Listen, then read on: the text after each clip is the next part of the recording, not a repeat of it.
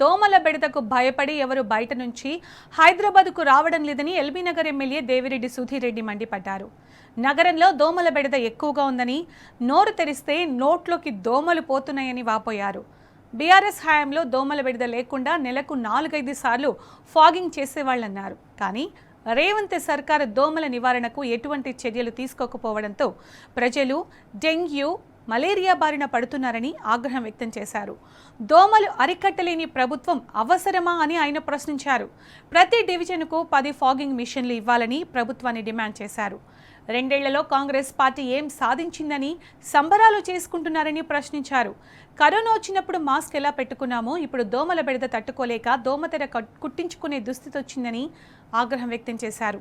ప్రజా సమస్యలపై మాట్లాడడానికి దోమతెరతో అసెంబ్లీకి వెళ్తే మార్షల్స్ అడ్డుకోవడాన్ని తీవ్రంగా తప్పుబట్టారు సుధీర్ రెడ్డి.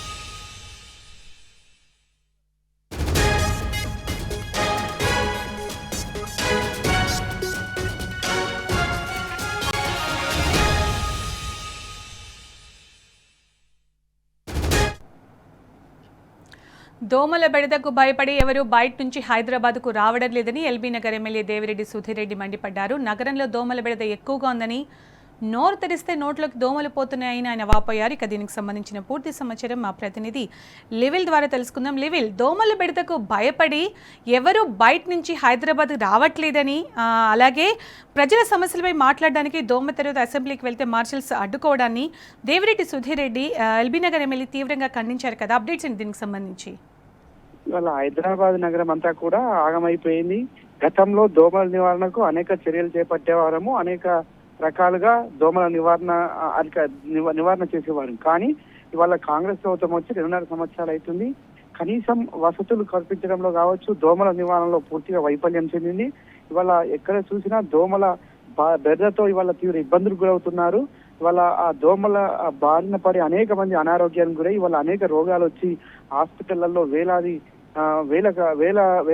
రూపాయలు ఖర్చు చేయాల్సిన దుస్థితి ఏర్పడింది. వాళ్ళ పేదోళ్ళు హైదరాబాద్ లో ఉండలేని పరిస్థితి ఏర్పడిందంటూ కూడా ఈ సందర్భంగా ఒక నిరసన వ్యక్తం చేస్తూ అసెంబ్లీ మీడియా హాల్లో మీడియా సమావేశం ఏర్పాటు చేసేందుకు దేవిరెడ్డి సుధీర్ రెడ్డి ఒక వినూత్న నిరసన తెలుపుతూ వచ్చారు. ప్రధానంగా ఏదైతే ఫాగింగ్ మిషన్లతో పాటు దోమతెరలను క్లాతులుగా వేసుకొని అక్కడ నిరసన తెలిపేందుకు వచ్చిన నేపథ్యంలో అక్కడ ఉన్న మార్షల్స్, అంటే అసెంబ్లీ సంబంధించిన మార్షల్స్ ఇక్కడ దీనికి ఆస్కారం లేదు, ఫాగింగ్ మిషన్ తీసుకురావద్దు, ఈ దోమతెరలు అంటే ప్రజా సమస్యలను చూపెట్టద్దు అనే రీతిలో ఇవాళ వివరించిన తీరు సభ్య సమాజం తలదించుకునేలా ఉంది. వారిపైన ఎమ్మెల్యే సుధీర్ రెడ్డి సైతం ఆగ్రహం వ్యక్తం చేశారు. అవసరమైతే చర్యలు తీసుకోవాలని కూడా ఈ సందర్భం డిమాండ్. అయితే ప్రధాన సమస్యలను ఇవాళ హైదరాబాద్ నగరం ఒక గతంలో విశ్వనగరంగా వెలుగొందింది.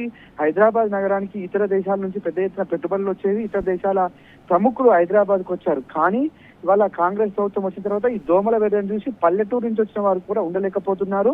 పట్నంలో మా చుట్టాల ఇంటి దగ్గర ఉంటాం 2 రోజులు 3 రోజులు వచ్చిన వారు కూడా వెంటనే తిరిగి పయనం అవుతున్న పరిస్థితి ఇవాళ ఏర్పడిందంటూ కూడా ఆగ్రహం వ్యక్తం చేశారు ఎమ్మెల్యే సుధీర్ రెడ్డి. అయితే పూర్తిగా ఇవాళ ప్రధానంగా దీని సమస్య చెరువుల్లో గుర్రపు డెక్కను తొలగించడం కావచ్చు. ప్రధానంగా ఈ దోమలు జనవరి మాసంలో ఎక్కువగా లార్వాలను ఉత్పత్తి చేస్తే లార్వా సమయంలోనే అరికట్టినట్లయితే దోమల నివారణ అరికట్టే ఆస్కారం ఉంటుంది.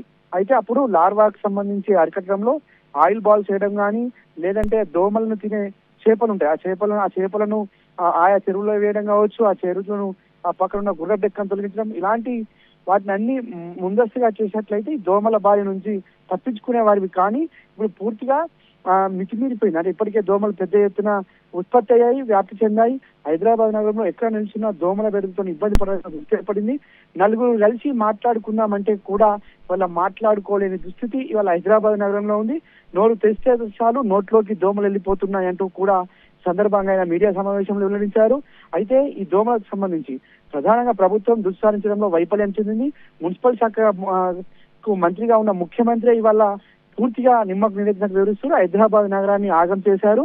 కేవలం కమిషన్ల కోసమే కక్కుర్తి పడుతున్నారు తప్ప ఎక్కడ కూడా పాగింగ్ మిషన్లు ఏర్పాటు చేసి ఈ దోమల నివారణకు చర్యలు తీసుకోవడంలో విఫలమైంది కనుకనే వాళ్ళ దోమలు పెద్ద ఎత్తున ఉత్పత్తి అయి వాళ్ళ హైదరాబాద్ నగరంలో ఉండే పెద్దవారిని తేడా లేకుండా ఇవాళ విపరీతమైన దోమల బెడద ఉంది. దీని ద్వారా ఇవాళ అనేకమైన రోగాలు వస్తున్నాయంటూ కూడా ఆగ్రహించారు. ఇప్పటికైనా ఆయా హైదరాబాద్ నగరంలో దోమలు ఒక్కటే కాదు, ఏ విషయం చూసుకున్నా కూడా నాట్ ఓన్లీ హైదరాబాద్, తెలంగాణలో ఎక్కడ చూసినా అభివృద్ధి అనేది శూన్యంగా కనిపిస్తుంది. ముఖ్యంగా ఇప్పుడు దోమల గురించి సుధీర్ రెడ్డి గారు మాట్లాడడం జరిగింది. కానీ డ్రైనేజీ వ్యవస్థ చూసినా, చెత్త తీసుకెళ్లడంలో చూసినా ఎక్కడికక్కడ కుప్పలుగా పేర్కొని పోయి ఉన్నాయి. ఏ వ్యవస్థ చూసినా కూడా అలాగే ఉంది కదా. ఎగ్జాక్ట్లీ గత 2.5 సంవత్సరాల కాలంలో ప్రజాపాలన అని చెప్పుకునే ప్రజాపాలనలో పూర్తిగా పాలన అంతా పడికేసింది, పారిశుద్ధ్యం అంతా కొట్టుమిట్టాడుతుంది. వాళ్ళ చెత్త ఎత్తలేని దుస్థితి హైదరాబాద్ నగర వ్యాప్తంగా కూడా ప్రధానంగా కనిపిస్తుంది. ఎక్కడేసిన చెత్త అక్కడ ఉండడంతో ఇవాళ కంపు కొడుతున్న పరిస్థితి. అంటే ఒక హైదరాబాద్ అని కాదు, ఏ పట్టణానికి వెళ్ళినా ఏ పల్లెకి వెళ్ళినా ఇదే తరహా పాలన ఉండడంతో ఇవాళ అంతా కూడా అగమ్య గోచరంగా తయారైపోయింది. చాలా చోట్ల చెత్త కుప్పలు పేరుకుపోయి ఆయా పట్టణాల్లో కావచ్చు, ఆయా గ్రామాల్లో కూడా పెద్ద ఎత్తున ఇబ్బందులకు గురవుతున్న పరిస్థితి కనిపిస్తుంది. అనేక చోట్ల ఇవాళ గ్రామాల్లో కూడా ఇదే తరహా ఉంది. వాళ్ళ ఒకవైపు కరెంట్ రాదు, మరో పక్క దోమల బెడద, మరో పక్క చెత్త ఎత్తకపోవడంతో కంపుతో వాళ్ళ రాష్ట్ర ప్రజానికం అంతా కూడా తీవ్ర ఇబ్బందులు పడుతున్నారు. వాళ్ళ ప్రధానంగా ఆనాడు పల్లె పట్టుకొమ్మలు పట్టణాలను అభివృద్ధి విషయంలో తీసుకెళ్లాలని పల్లె ప్రగతి పట్టణ ప్రగతి పేరు మీద తెలంగాణ ప్రభుత్వం ఆనాడు బీఆర్ఎస్ అధినేత కేసీఆర్ హయాంలో అనేక అభివృద్ధి కార్యక్రమాల శ్రీకారం చుట్టి ఎలాంటి ఇబ్బందులు లేకుండా ప్రతి విషయంలోనూ ముందస్తుగా చర్యలు తీసుకొని ప్రజానికానికి ఇబ్బందులు గురి కాకుండా చేస్తే ఇవాళ ఉన్న ఈ కాంగ్రెస్ ప్రభుత్వం పూర్తిగా నిర్వీర్యం చేసి ప్రజాపాలన పేరుతో ప్రజాధనాన్ని దుర్వినియోగం చేయడమే కాకుండా ప్రజల పరిస్థితులను ఎట్టి పరిస్థితుల్లో పట్టించుకోకపోవడంతో ఈ దుస్థితి ఏర్పడిందంటూ కూడా ఇవాళ ప్రధానంగా చర్చ జరుగుతుంది. ఇవాళ ఏదైతే సుధీర్ రెడ్డి గత కరోనా సమయంలో ఏదైతే మాస్కులు పెట్టుకొని తిరగాల్సిన పరిస్థితి ఏర్పడింది, ఇవాళ కూడా మళ్ళీ మాస్కులు పెట్టుకొని దోమతెరలు కుట్టించుకొని తిరగాల్సిన దుస్థితి ఏర్పడిందంటూ కూడా సుధీర్ రెడ్డి ఆగ్రహం వ్యక్తం చేశారు. ఖచ్చితంగా ఇది ఈ చేతగాని ప్రభుత్వం వల్లనే ఎంత జరిగింది. రానున్న రోజుల్లో ఇలాంటి పరిస్థితి మరింత ముదురుతుంది. ఖచ్చితంగా ఏదైతే ప్రభుత్వం వెంటనే ప్రతి డివిజన్ కి 10 ఫాగింగ్ మిషన్లు ఏర్పాటు చేయాలని కూడా ఈ సందర్భంగా డిమాండ్ చేశారు. యావత్తు తెలంగాణ వ్యాప్తంగా కూడా అన్ని పట్టణాల్లో అన్ని మార్షల్ విషయానికి చూస్తే ఎక్కడ చూసినా కూడా ఏ విషయం పైన బీఆర్ఎస్ నాయకులు ఎమ్మెల్యేలు మాట్లాడాలని చూసినా కూడా ఎక్కడికక్కడ అడ్డుకుంటున్నారు. అంటే వాళ్ళకి అసలు ఎట్లాంటి రెస్పెక్ట్ ఇవ్వట్లేదు. యాక్చువల్గా అసెంబ్లీ సమావేశాలు ప్రారంభం నుంచి కూడా రోజు ఒక రకమైన నిరసన వ్యక్తం చేయాలి, ప్రజా సమస్యలను గలమెత్తాలి, ప్రజా సమస్యల పరవధిగా బీఆర్ఎస్ పార్టీ ముందుండి పోరాటం చేయాలి, ప్రధాన ప్రతిపక్ష పార్టీగా పోరాటం చేయాలని చెప్పేసి బీఆర్ఎస్ పార్టీ భావించింది. అందుకు అనుగుణంగానే ప్రజా సమస్యలను లేవనెత్తడంలో సఫలీకృతమైంది. కానీ అక్కడ ఉన్న మార్షల్స్ కావచ్చు, ప్రభుత్వ అణిచివేత మాత్రం కొనసాగిందని చెప్పుకోవచ్చు. ప్రశ్నించే గొంతుకులను తొక్కేందుకు ప్రతిరోజు కూడా ప్రభుత్వం నుంచి ఎదురుదాడి కనిపించింది. ఆ రోజు ఒక సమస్య పైన బీఆర్ఎస్ పార్టీ పోరాటం చేస్తుంటే ప్లకార్డులను కూడా లోపలికి పట్టుకొని పోనివ్వలేని దుస్థితి ఈ కాంగ్రెస్ ప్రభుత్వం ప్రజాపాలనలో ఏర్పడింది.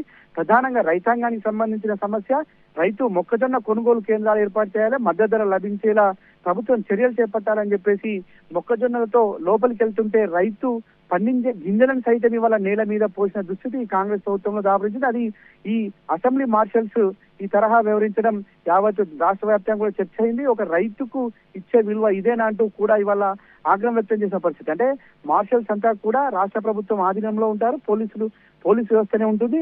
అసెంబ్లీకి వారు ఒక మార్షల్ గా వివరిస్తారు. వారంతా కూడా ప్రభుత్వంలోని పెద్దలు చెప్పినట్టే వారంతా వివరిస్తారు కనుక ప్రభుత్వంలో వారు ఎవరైతే అసెంబ్లీ స్పీకర్ కావచ్చు, అసెంబ్లీకి సంబంధించిన వ్యవహారాల మంత్రి కావచ్చు, వారు చెప్పిన నడుచుకుంటారు కనుక ప్రభుత్వం ప్రతి విషయంలోనూ అణచివేత ధోరణి కనిపించింది. మార్షల్స్ వివరించిన తీరు కూడా ఇవాళ మరొకసారి సభ్య సమాజం తలదించుకునేలా ఉంది. పూర్తిగా ఇవాళ కాంగ్రెస్ ప్రభుత్వం ప్రజాపాలన కాదు, ప్రజా వ్యతిరేక ప్రభుత్వం కనిపిస్తుంది. వ్యతిరేక ప్రభుత్వం ఇది అని చెప్పేసి కూడా మరొకసారి దుమ్మెత్తిపోతున్న పరిస్థితి. కానీ ఇవాళ ఏదైతే సుధీర్ రెడ్డి విషయంలో వివరించిన తీరు కూడా ఇదే తరహా ఉంది. ఖచ్చితంగా వారిపై చర్యలు తీసుకోవాలని చెప్పేసి కూడా సుధీర్ రెడ్డి కోరారు. ఖచ్చితంగా ఇవాళ దోమల బెడదకు నివారణ చేయాలి, నివారణ చేయకపోతే దీనిపై మరిన్ని ఉద్యమాలు చేయాల్సి వస్తుందని చెప్పేసి కూడా సుధీర్ రెడ్డి సందర్భంగా హెచ్చరించారు. సునీత. రైట్ లివిల్, థ్యాంక్ యూ లివిల్.